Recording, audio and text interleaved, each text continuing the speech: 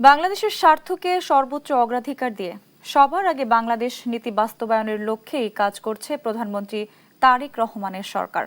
৬ মাসে নিজ মন্ত্রণালয়ের মূল্যায়ন করতে গিয়ে এমনটাই জানালেন পররাষ্ট্র প্রতিমন্ত্রী শামা ওবায়দ। জানান নানা চ্যালেঞ্জের কথা। আন্তর্জাতিক সম্পর্ক বিশ্লেষকরা বলছেন, বৈশ্বিক সম্পর্ক স্থাপনে বর্তমান সরকারের শুরুটা সম্ভাবনাময়। বিদ্যমান ভূ রাজনৈতিক বাস্তবতায় অর্থনৈতিক কূটনীতি আরও জোরালো করতে হবে বলে মত তাদের। মুক্তা মাহমুদের রিপোর্ট। নির্বাচনী প্রচারণাতেই নিজের বিদেশ নীতি স্পষ্ট করেন বিএনপির চেয়ারম্যান তারেক রহমান, যা আরও খোলাসা করেন ইস্তেহারে। জানান সবার আগে বাংলাদেশ, এটি হবে তার সরকারের পররাষ্ট্রনীতি।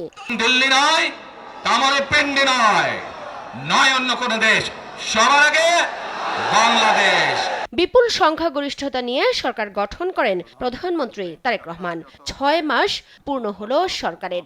এরই মধ্যে বেশ কিছু সিদ্ধান্তে পরিষ্কার, নির্বাচনী অঙ্গীকার পূরণে দৃঢ় প্রধানমন্ত্রী। পররাষ্ট্র প্রতিমন্ত্রী শামা ওবায়দ বলেন, প্রধানমন্ত্রী ঘোষিত পররাষ্ট্রনীতি বাস্তবায়নে নানামুখী উদ্যোগ নেওয়া হয়েছে। কাজ চলছে অর্থনৈতিক কূটনীতি এবং সফট ডিপ্লোমেসি এগিয়ে নিতেও।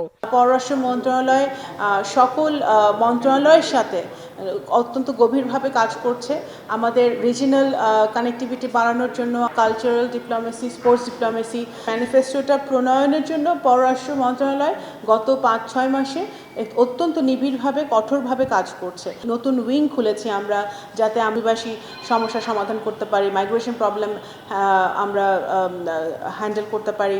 গেল ৬ মাসে প্রধানমন্ত্রীর মালয়েশিয়া ও চীন সফরের সহ বিভিন্ন দেশের সঙ্গে কূটনৈতিক সম্পর্ক স্থাপন বেশ ইতিবাচক বলে জানান আন্তর্জাতিক সম্পর্ক বিশ্লেষকরা। বলেন, রোহিঙ্গা সংকট সমাধানে আন্তর্জাতিক সম্প্রদায়কে সম্পৃক্ত করার চেষ্টাও ইতিবাচক। চীনের সাথে মিয়ানমারের অলরেডি একটা করিডোর কিন্তু করা আছে, ইকোনমিক করিডোর। যতটুকু দরকার সেটা হলো এখান থেকে মিয়ানমারের আমাদের ইকোনমিক করিডোর। তো একটা সুযোগ এসেছে ইকোনমিক করিডোরের চিন্তার মাধ্যমে বড় ধরনের এই জায়গায় পরিবর্তন আনা।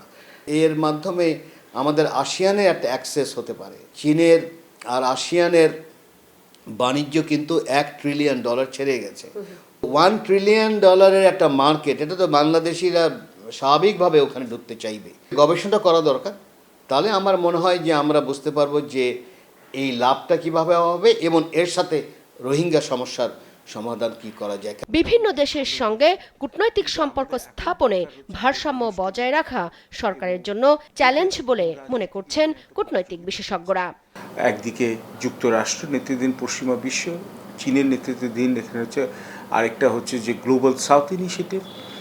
তো বাংলাদেশের এখানে পররাষ্ট্রনীতি যেভাবে এখানে পরিচালিত হোক, এই দুটোকে ব্যালেন্স করে চলতে হবে। এবং আবার দক্ষিণ এশিয়ার মধ্যে ভারত ও চীন বা দক্ষিণ এশিয়ার মধ্যে ভারত ও পাকিস্তানের মধ্যে যে একটা প্রতিযোগিতা আছে, সেটাকেও মাথায় রাখতে হবে। এছাড়া ভৌগোলিক ও অর্থনৈতিক বাস্তবতায় বাংলাদেশ নিজস্ব স্বার্থ রক্ষা করে বিভিন্ন দেশের সঙ্গে নীতি সমন্বয়ের বিষয়ে সরকারকে আরও বেশি মনোযোগী হতে পরামর্শ আন্তর্জাতিক সম্পর্ক বিশেষজ্ঞদের। মুক্তা মাহমুদ, দেশ টিভি, ঢাকা।